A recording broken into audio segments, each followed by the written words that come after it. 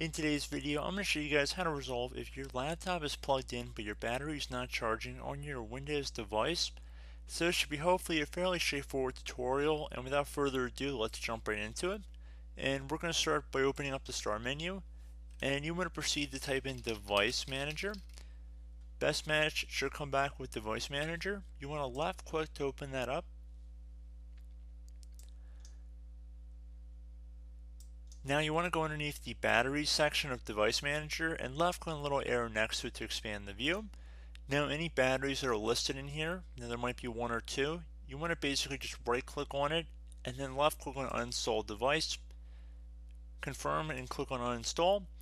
When you restart your computer, the battery should be detected automatically. So at this point, like I said, I would recommend that you restart your computer after closing any applications you have on your screen still, and hopefully your issue has been resolved. So as always, thank you guys for watching this tutorial. I do hope I was able to help you out, and I look forward to catching you all in the next tutorial. Goodbye.